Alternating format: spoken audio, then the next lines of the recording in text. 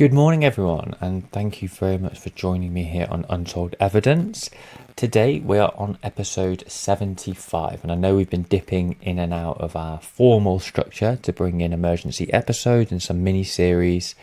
Today we are focusing on Operation Highjump. I don't know what you know before this video, but hopefully afterwards you get a little bit more insight. It's a big one for me. It's one of the first ones, sort of the first conspiracy stories, pieces of evidence that I really struggled to conceptualize, in the sense that how can something be brought forward by such a leading figure and completely ignored? So we will start our journey today on the 5th of March 1947. Admiral Richard E.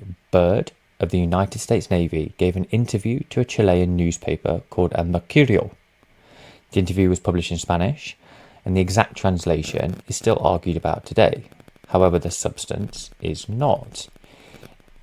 In that interview, Byrd told the newspaper that the United States needed to prepare itself for the possibility of an attack by a hostile aircraft coming from the polar regions. These aircrafts will be capable of flying from one pole to the other at incredible speed, and that the technology to do this, in his words, already exists. Byrd had just returned from leading the largest Antarctic naval expedition in the history of the world. It had been planned to last between 6 to 8 months, and had been cut short in the field at 8 weeks. Now, this is the documented part. The interview happened. The expedition ended early.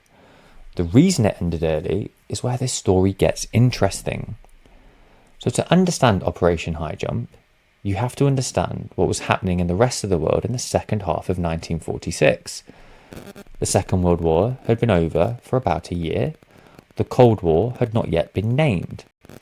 But the structures were forming. In March of 1946, Winston Churchill had given his Iron Curtain speech in Fulton, Missouri. In July, the United States had detonated the first peacetime atomic weapon at Bikini Atoll. And then in September, the US-Soviet relations had reached the lowest point of the post-war period to date.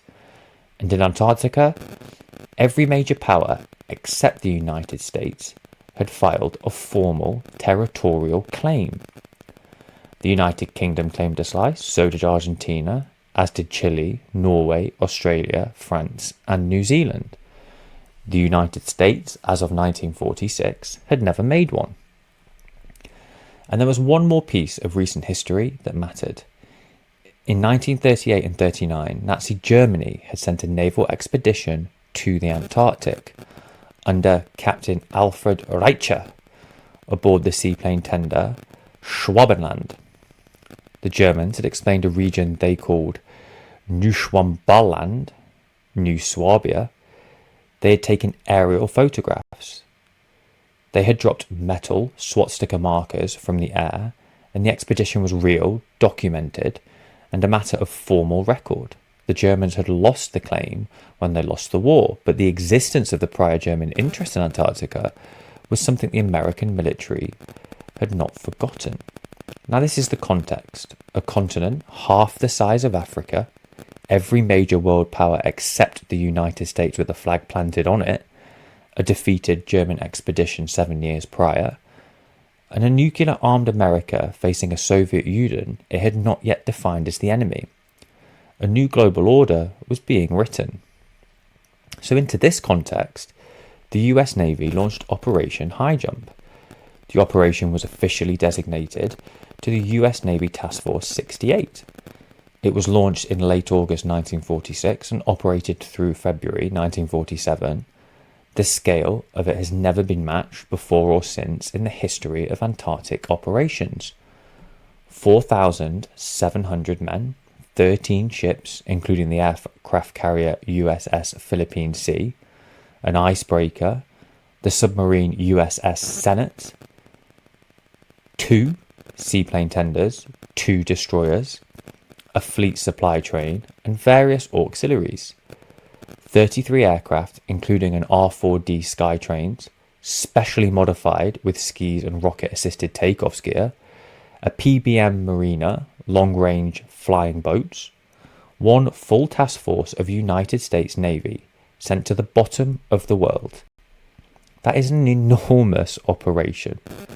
The commanding officer in the field was Rear Admiral Richard E. The expedition's overall leader and the public face of the operation was Admiral Richard Byrd himself. Byrd by 1946 was the most famous polar explorer alive.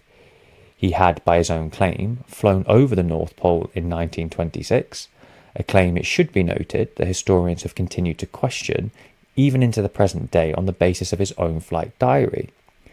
He had led 3 private American Antarctic expeditions in the 1930s.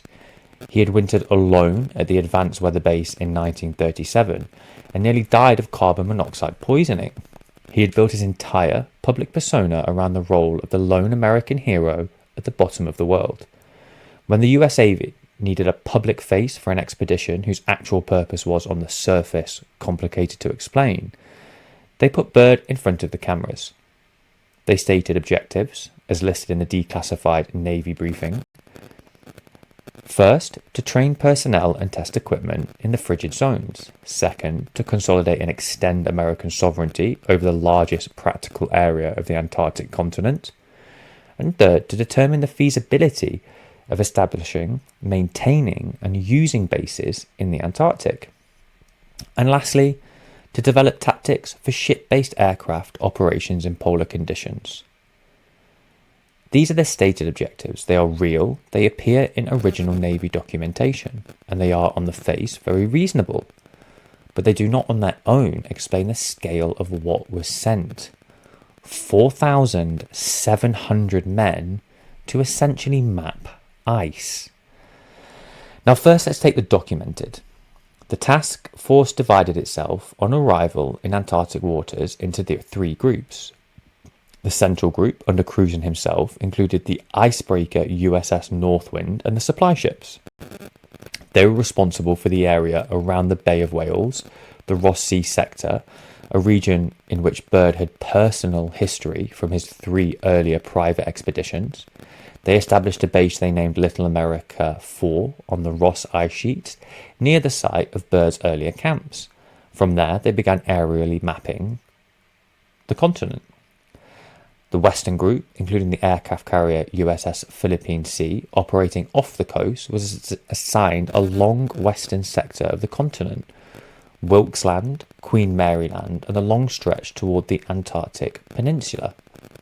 The eastern group, with the seaplane tender USS Pine Island as its mothership, was assigned the Antarctic Peninsula itself, and the seas to its west, a region directly facing South America, and the area in which the British, Argentinian and Chilean territories claims overlapped somewhat. Between them, across approximately 8 weeks of operations, the task force flew approximately 220 photographic missions. They took, by the Navy's own account, around 7,000 aerial photographs. They mapped, by photogrammetry, roughly 70% of the Antarctic coastline. On the 16th of February 1947, Admiral Byrd flew over the South Pole, only the second time in his career he had done so, and the first time anyone had done it as part of a multi-aircraft military operation. The losses began almost immediately. On the 30th of December 1946, a PBM Mariner flying boat from the Eastern Group, call sign George 1, went down in bad weather while attempting an aerial survey near Thurston Island in the western part of the continent. 3 crew members sadly died, 6 survived. The survivors were stranded on the ice for 13 days before rescued by a long-range PBM from the Pine Islands. Other aircraft were damaged or lost. A helicopter crashed, equipment failed in temperatures the Navy's planners had not adequately accounted for. Bit wild, lads, you're in Antarctica. The weather throughout January and February of 1947 was worse than forecasted. Pack ice closed in earlier than planned. By mid-Feb, with the Antarctic summer ending faster than expected, Admiral Cruzen began consolidating the task force for an early withdrawal. On the 22nd of February 1947, far ahead of the original 6 to 8 months operational schedule, the order to begin the withdrawal was given. Within 3 weeks, the entire operation was effectively over. Byrd was on his way back to the United States. The interview in the El Mercurio took place during a stopover in Santiago, Chile, on the journey home. The Navy followed up Operation Highjump with a smaller, more scientifically framed expedition called Operation Windmill in 1947 and 48, primarily a ground truthing operation using helicopters to verify aerial photography that a high jump had captured. But Operation Highjump itself, the largest Antarctic operation in the history of the world, had lasted in the Antarctic itself approximately just 8 weeks. So, before we get to the part of the story that is contested, we need to do the careful half, because the mainstream explanation for what happened to Operation Highjump is real. It is documented and it is internally coherent, and we have to give it the weight it deserves. So firstly, the Antarctic summer. The window for safe naval and aerial operations in the Antarctic runs very roughly from late November to late February. After that, the sea ice thickens, the temperature drops, and visibility deteriorates. The original plan for Operation Highjump assumed the task force could continue operating into early autumn, whereas the actual weather encountered in January and February of 1947 was, by the Navy's own records, worse than the planning assumptions. Withdrawing in late February was, on that reading, simple operational procedure, not premature, just realistic. Secondly, the losses. The PBM Marina that crashed on Thurston Island was not a small event. 3 deaths on peacetime training operations is a significant loss. The aircraft was lost, the survivors required a difficult rescue, other equipment was damaged. A commanding officer, faced with these losses in deteriorating weather, ordering withdrawal, is not behaving suspiciously. You could argue he is behaving prudently. Thirdly, the Navy's institutional behaviour after Highjump. If the operation had genuinely encountered something extraordinary, you would expect total suppression or escalation. Neither strictly happened. The Navy ran Operation Windmill in 47 and 48 in the same waters. American Antarctic activity continued through the International Geophysical Year of 1957 and 58, and the Antarctic Treaty was signed in 1959, with the United States as one of the original 12 signatories. American research stations were established at the South Pole and along the coast, and the pattern is one of continued ordinary, scientifically framed engagement, not the pattern of an institution that had encountered something it could not handle. Fourth, the scale of the force, even granted that it looked anomalous, has a plausible Cold War explanation. The United States in 1946 had no Antarctic territorial claim, but every other major power did. A demonstration of capability, sending the largest task force in Antarctic history, including an aircraft carrier and a submarine, established that the United States could project force to the bottom of the world. It was, on this reading, a flag-planting exercise, just without a flag. The training value was real, the sovereignty implications was real, and neither required encountering anything unusual. And fifth, the Byrd interview itself. El Mercurio, the piece he did, was published on the 5th of March 1947, and in Spanish. The translation into English that have circulated since vary considerably. The most defensible reading, looking at the source text in context, is that Byrd was warning about future intercontinental aircraft capabilities, long-range bombers that could fly over the poles, which by 1947 were already being developed in the United States and the Soviet Union, and not about flying saucers or alien craft. All of them have weight, and all of them we need to hold to that weight. But then we need to hold the next part too. We're still in Tier 1 here and documented. Before we go further, we should look at what the interview actually said in the original Spanish and in the translation. The El Mercurio piece was paraphrased into English, contains a passage that reads in one wildly cited translation.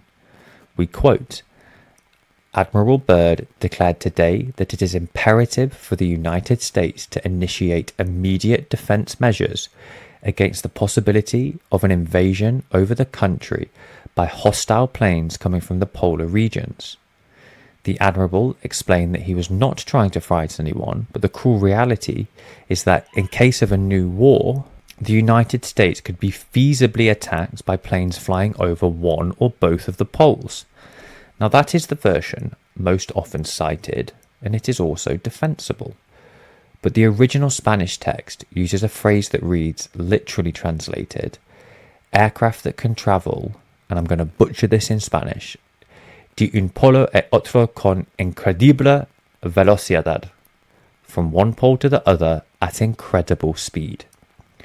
Flying pole to pole in 1947 was not within the operational capability of any known aircraft. Not even sure if it's possible by aircraft today. The first non-stop flight over the North Pole by a jet was carried still years away. The B-36 long-range bomber, which would eventually be capable of polar routing, would not enter service until 1948 and would not reach the reliable operational capability until the 50s. The phrasing from one pole to the other at incredible speed does not fit comfortably with what Byrd, as a senior naval officer in the 47, could reasonably have been describing as a known threat. Now that is the documented, that is what the source contains. The mainstream reading explains most of it. However, the mainstream reading does not, on closer inspection, explain all of it. So let's move into maybe one of my favourite parts of all this, the tier 2, the contested. Because once you've looked at the document itself, several other things become harder to dismiss. Firstly, the Operation Highjump after-action reports are, in the parts that have been declassified, oddly thin on certain operational details. The aerial photographic record is extensive. Tens of thousands of frames remain in the National Archives. But the descriptive narrative of the operation, particularly the Eastern Group's activities in the Thurston Island area where the PBM Marina went down, has gaps that subsequent Freedom of Information requests have not been fully operationally closed. Now, specific flight logs are missing, specific debriefing transcripts are missing. The reason given for the missing material, file retention policies, routine destruction of low priority records, are plausible but not verifiable. Secondly, Byrd's later silence. He was, through the rest of his life, evasive about the specifics of Operation Highjump, in a way that did not fit his prior pattern. Byrd had been the most enthusiastic publicist of his own earlier expeditions. He had written books, Skyward, Little America, Discovery and Alone. He had given lecture tours. He had cultivated his role as America's polar hero. After Operation Highjump, he gave the El Mercurio interview, made some general remarks, and then he largely stopped talking publicly about the operation in any detail. He did not write a book about it. He gave no lectures about it. He died in 1957, 10 years after the operation ended, having said remarkably little about the largest expedition he had ever led. Third, the Byrd papers themselves. Byrd's personal papers are held at the Byrd Polar Research Center at Ohio State University. They have been mined extensively by historians. Those historians disagree productively about what it is and is not in the papers regarding Operation Highjump specifically. Some have reported that the relevant Highjump era files are unusually thin compared to Byrd's earlier expedition records. Others do dispute that. The dispute itself is informative. Historians of polar exploration cannot fully reconstruct from Byrd's own papers what he privately thought about Operation Highjump. Fourth, the scale problem we have already named. 4,700 men, 13 ships and an aircraft carrier, a submarine and 33 aircraft is not a routine mapping operation. It is the order of magnitude of a wartime amphibious task force. The Navy's stated objective, training, sovereignty consolidation and mapping, could have been achieved by a force a fraction of that size. The German expedition in 1938 and 39 had achieved comparable mapping results with 1 seaplane tender, 2 flying boats, and approximately 80 crew. The Highjump force was 55 times larger. And lastly, the cost. Operation Highjump cost the United States Navy in 1947 dollars an amount that would translate to several $billions today. For a peacetime mapping operation conducted on a continent where no enemy was known to be operating, the cost has never been satisfactorily justified, even in mainstream Antarctic historiography. Now, none of this proves anything extraordinary, but it does mean the simple mainstream explanation, adverse weather plus operational realism, plus a misinterpreted interview, add in Cold War flag planting, and something isn't adding up. It's not complete. There are unanswered questions in the documented record, and those questions are not invented by speculation. They are visible in the primary sources. Now the last tier is the speculation. Beyond the contested middle ground, there is the third tier of claim about Operation Highjump that this channel will treat carefully, but not directly endorse. Throughout the second half of the 20th century and into the present, a body of literature has accumulated alleging that Operation Highjump encountered hostile, non-human craft in the Antarctic, or that it had discovered surviving Nazi bases under the ice, or that Admiral Byrd flew through a polar opening into a hidden, hollow earth civilization. That is definitely one of the biggest ones I've heard over and over again. Most of this literature draws on documents widely circulated of Byrd's secret diary, a text whose provenance has never been established, which contains anachronistic details and which essentially all serious researchers consider probably fabricated.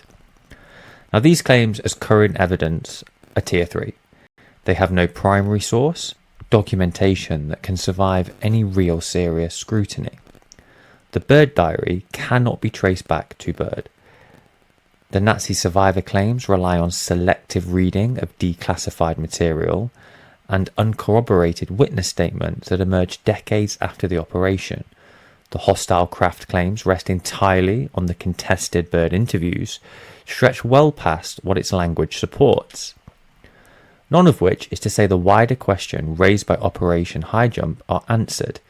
It means that as it stands today, those questions remain unanswered in the documented records, and the more extreme reconstructions of what happened are not supported by evidence that can be independently verified. So the honest position is a difficult one. There is an anomalous, large-scale naval expedition. There is an interview by its commander that has never been satisfactorily explained, and there are big gaps in the official record. There is a documented German precedent in the same water less than a decade earlier, and there is, sitting on top of all of that, a literature of claim that runs far ahead of what the documents will support. And all of these things are true at the same time. That is the case. What does Operation Highjump actually teach? In the end, is something quieter than aliens and harder to dismiss than weather. It teaches us that an institution as large as the United States Navy can launch an operation on a scale that does not match its stated objectives, can have its commander give a public interview that does not fit cleanly with the official narrative, and can return from the operation with gaps in it and its own documented record that have never been closed. Even in good faith, for nearly 80 years, none of these things individually are proof. All of them together are most certainly a question, and it's a question that has not been answered. The interview is in the public record. Operation Highjump, the after-action reports, are partially declassified in the National Archives. Byrd's personal papers are at the Ohio State University. Have a read and let me know. Tell me in the comments, does the documented anomaly of Highjump come closer to weather and bad translation, or does it come closer to something that the Navy has not yet in 80 years been willing to fully explain? Antarctica to me is one of the most mystical places on the planet. The fact that every country in the world signs a treaty to not go there. You are punished as a civilian if you go there. Every special forces entity in the world train there. It's highly likely that nuclear weapons are on there. But what else? I'm sure anyone who's got this far in the channel, and definitely this far in the video, will have heard weird, wonderful and terrifying anecdotes and rumours about this story. I truly don't know where I sit.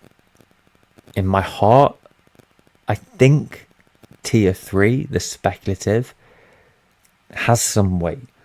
But what I think is so important is to follow the documentation and follow the evidence. I know you're going to be shouting at your screen saying we can't trust the government.